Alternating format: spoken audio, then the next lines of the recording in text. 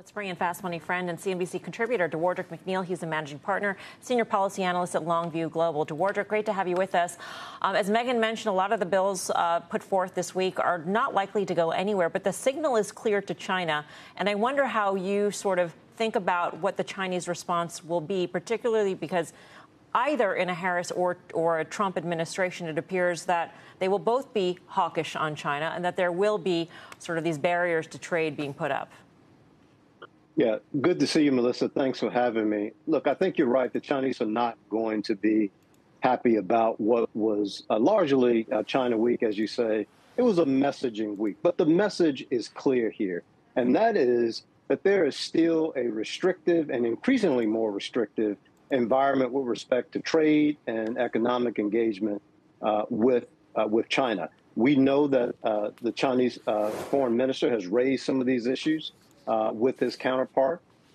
We know that this is something that they are likely going to figure out a way to hit back on if any of these bills actually become law. But, you know, the important part here, Melissa, is these would be laws, not policies that are going to change with the Trump or with the Harris administration. So when you're dealing with Congress and legislation, I'd say to people, pay attention, because this does not move with the policy whims once it becomes law. It is set, and it's the law of the land. And I think for China, legislation in particular is a big challenge, because this cannot be undone with some policy conversations with whatever the administration is.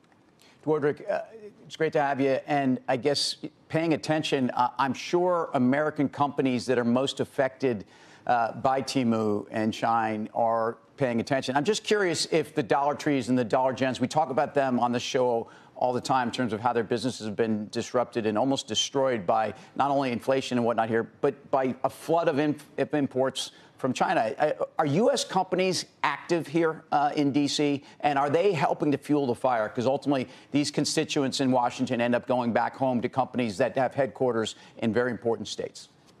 Yeah, this is a very good point, Tim. I think many people in Washington will say changing this rule, the de minimis rule, is long overdue, that this rule was no longer fit for purpose, put in place to try and reduce the administrative burdens on Customs and Border Protection when these were low cost and low volume, Tim, packages coming into the U.S. If you believe the data coming out of the U.S. government, in 2023, we saw over 1 billion of these packages flooding onto the market, and Temu and Shein, two companies in particular, who've taken advantage of this.